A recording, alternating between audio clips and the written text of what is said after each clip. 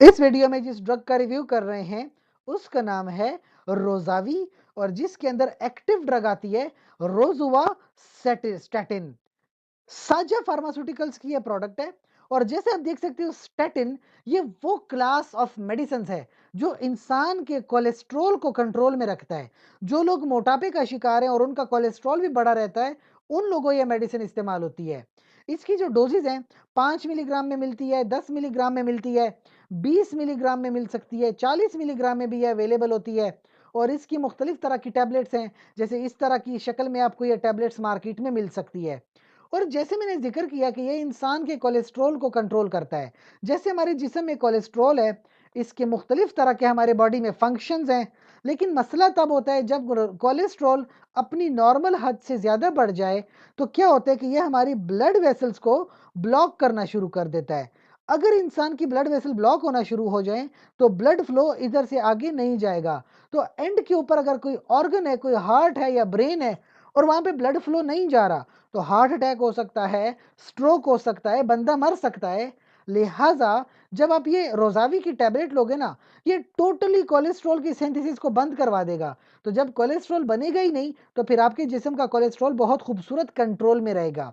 बाकी चाहे आप ये मेडिसिन फूड के साथ लें और फूड के बगैर लें, कोई फर्क नहीं पड़ता इससे। हाँ, आपने चबाना नहीं है, पूरी की पूरी टैबलेट को एक साथ निगल जाना है। बाकी ये बीमारी में इस्तेमाल होते हैं जिसका नाम है हाइपर कोलेस्ट्रोलीमिया। हाइपर का मतलब होता है ज्यादा कोलेस्ट्रॉल और इमिया का मतलब होता है ब्लड।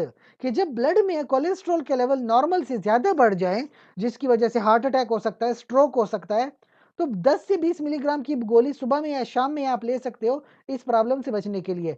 मैक्सिमम 40 मिलीग्राम से अपने डोज को नहीं बढ़ाना होता। बाकी अगर किसी को एथेरोस्क्लेरोसिस शुरू हो गया ना तो आप ये मेडिसिन ले सकते हो जिसकी वजह से एथेरोस्क्लेरोसिस थोड़ा स्लो हो जाता है और आपके पास इतना टाइम होता है कि प्रॉपर चेकअप करा सकें और प्रॉपर तरीके से इलाज करा सकें।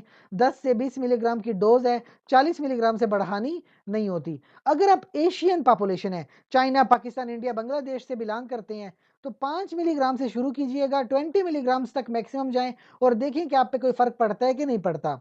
बाकी अगर किसी इंसान को इस मेडिसिन से एलर्जी है तो वो इस मेडिसिन का इस्तेमाल ना करे।